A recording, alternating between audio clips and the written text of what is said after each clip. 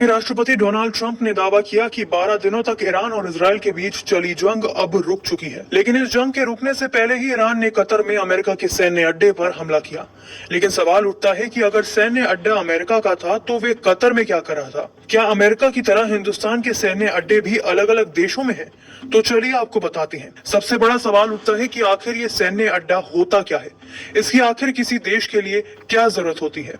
आपको बता दें कि सैन्य अड्डा किसी देश का एक ठिकाना होता है जो किसी अन्य देश की जमीन पर बनाया गया हो, जहां सेना, हथियार, युद्धपोत, विमान मौजूद रहते हैं।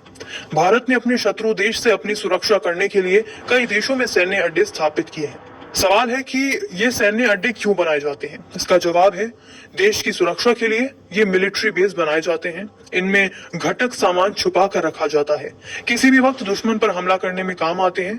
ये दुश्मनों तक मदद पहुंचाने में रुकावट पैदा करते हैं। भारत में इस समय कहां कहां सैन्य अड्डे मौजूद हैं, उनके नाम है फारखोर एयरबेस, जो कि तजाकिस्तान में है। ये भारत का पहला विदेशी एयरबेस है। ये पाकिस्तान अफगानिस्तान की सीमा के पास स्थित है। यहाँ से भारत की पहुंच अफगानिस्तान तक रहती है। साथ ही मध्य एशिया में भी इसकी पहुंच बनी रहती है। दूसरा है भूटान में इंडियन मिलिट्री ट्रेनिंग टीम।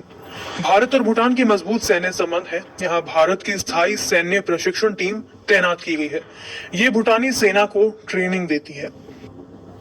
तीसरा है मॉरिशस, कोस्टल निगरानी के लिए। भारत यहीं से हिंद महासागर पर नजर रखता है। समुद्री सुरक्षा के लिए यह सैन्य अड्डा बेहद खास है।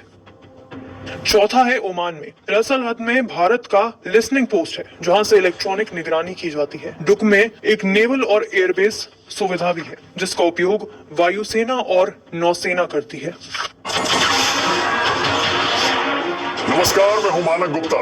अगर आपको हमारा ये वीडियो पसंद आया हो तो इसे लाइक और शेयर जरूर करें। और हाँ, हमें सब्सक्राइब और फॉलो करना ना भूलें, ताकि आप देश और दुनिया की कोई खबर